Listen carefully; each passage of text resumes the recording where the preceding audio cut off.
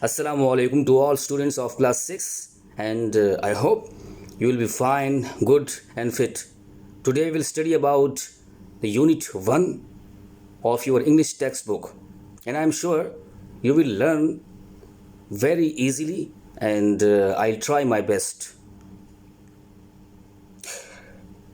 I'll use two languages, I mean English and Urdu, during my teaching for your better understanding. I hope you will get it. So we have the topic. Naming is Clean and Green Pakistan a campaign. हमारे पास जो topic है आज class 6 आप कह सकते हैं या grade 6 भी कह सकते हैं. जो टॉपिक है हमारे पास वो है यूनिट 1 का clean and green Pakistan A campaign. Clean and green Pakistan A campaign. A campaign भी कह सकते हैं आप, एक कैंपेन भी कह सकते हैं आप. थोड़ा सा ब्रिटिश या अमेरिकन एक्सेंट का फ़र्क हो सकता है और इट डज़ंट मैटर कि इस पे कोई पाबंदी नहीं है कि आप ए बोले या अ बोले, ठीक है.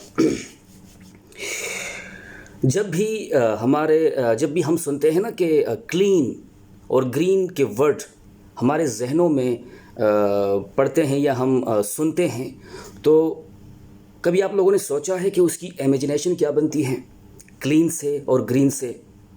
बहुत से अल्फाज ऐसे होते हैं जो जिन्हें सुन के एक इमेजिनेशन बन जाती है.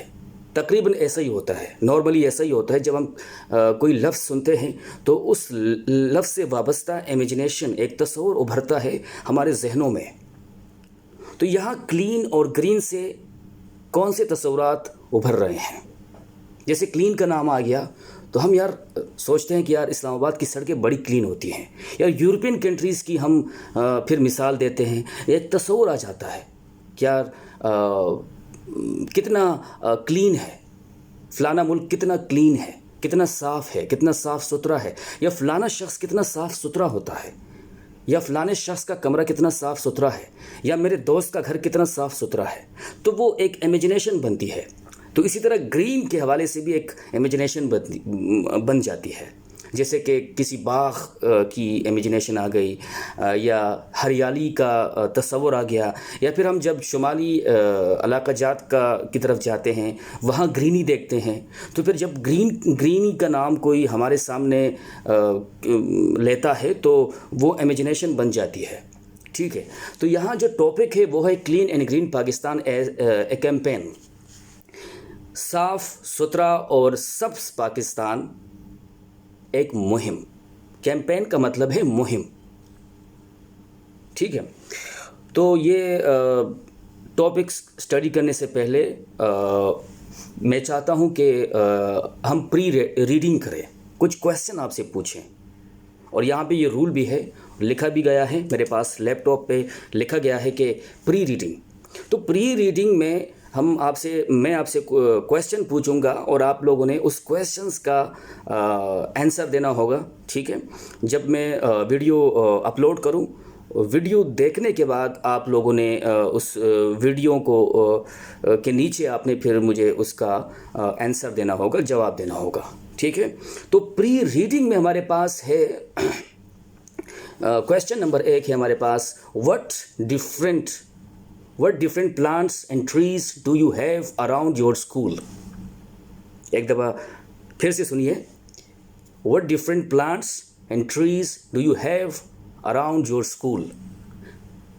आपके स्कूल के इर्द गिर्द कौन से दरख्त और पौधे हैं. आपके स्कूल के इर्द गिर्द कितने मुख्तलिफ पौधे और दरख्त हैं. ऐसा भी हो सकता है, ऐसा भी कह सकते हैं, मुख्तलिफ सेंस में हम इसको यूज़ कर सकते हैं. तो सिंपल ये है, ये आपसे पूछा जा रहा है कि what different plants and trees, कौन से मुख्तलिफ पौधे और दरख्त जो है वो आपके स्कूल के इर्द गिर्द मौजूद हैं. ये आपने मुझे इसका जवाब देना है, ठीक है. और इंग्लिश ही में आप मुझे ये इसका जवाब दे सकते हैं. You can answer me in English, okay. Next हमारे पास है why are trees and plants important for our environment. کہ درخت اور پودے ہمارے ماحول کے لیے کتنے ضروری ہے. درخت اور پودے ہمارے ماحول کے لیے کتنے ضروری ہے اور اس کی کتنی اہمیت ہے. تو اس کا جواب آپ لوگوں نے دینا ہے. ایک جملے میں آپ دے سکتے ہیں. You can answer me just in one sentence. Okay, if you want you can answer me in one paragraph. It depends on you.